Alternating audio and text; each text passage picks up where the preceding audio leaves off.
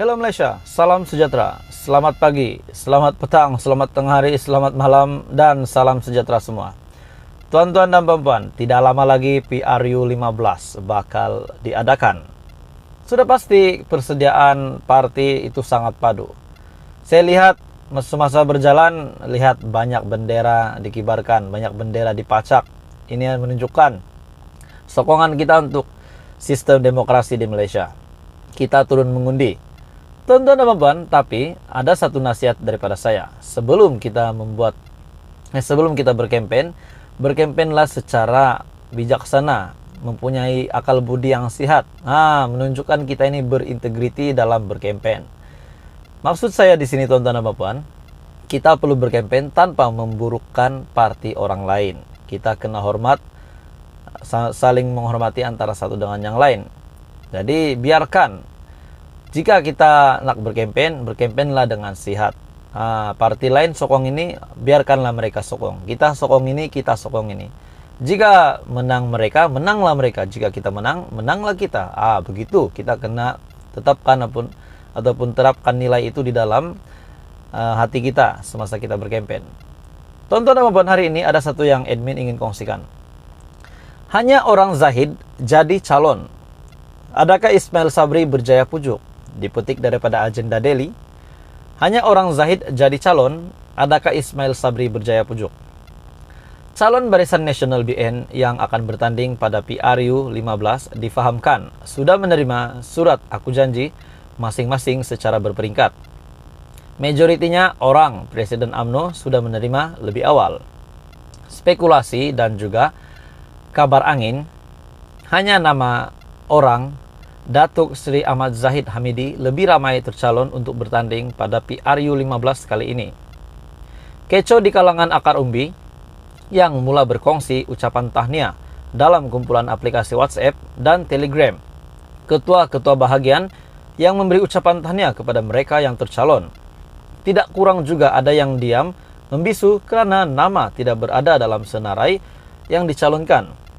Difahamkan, tuan-tuan dan puan-puan, surat aku janji kepada calon-calon Barisan Nasional sudah dihantar dan diminta untuk bersedia dipanggil ke majlis pengumuman calon yang bakal diadakan pada masa terdekat.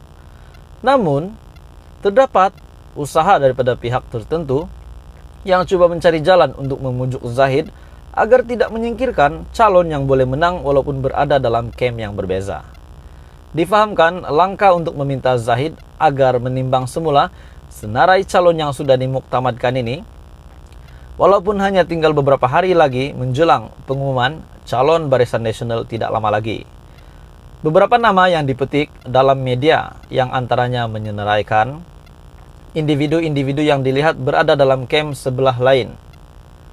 Menurut sumber, langkah menggugurkan calon daripada kem berbeza walaupun mempunyai peluang untuk menang hanya akan mengakibatkan Barisan Nasional menerima kesan mengakibatkan buruk pada PRU 15.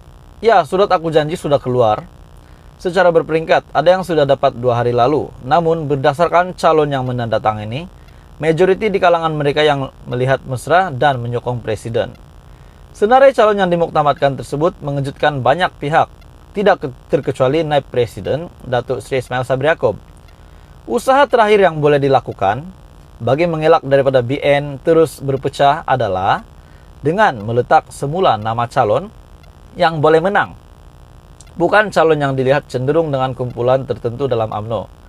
Untuk rekod, sumber memberitahu Barisan Nasional akan mengumumkan barisan, calon dan majlis mengambil watikah pada 1 November di WTC Kuala Lumpur. Bagaimanapun sekiranya semua orang Zahid tercalon, timbul kebimbangan sama ada Ismail Sabri Yaakob akan kekal sebagai Perdana Menteri selepas PRU 15 atau akan ada orang baru selepas ini dilantik. Tuan-tuan dan puan, seperti yang dijanjikan sebelum ini, Barisan Nasional pernah mengatakan jika BN menang, Ismail Sabri akan diangkat semula menjadi Perdana Menteri. Tetapi memetik berita hari ini, lain pula ceritanya. Hanya orang Zahid jadi calon. Adakah Ismail Sabri berjaya pujuk? Jadi kita boleh faham. Tuan-tuan dan puan, teruskan bersama di dalam channel ini untuk info yang lebih banyak politik di Malaysia. Hello Malaysia, salam sejahtera, selamat pagi, selamat petang, selamat tengah hari, selamat malam, dan salam sejahtera semua. Tuan-tuan dan puan-puan, tidak lama lagi PRU 15 bakal diadakan. Sudah pasti persediaan parti itu sangat padu.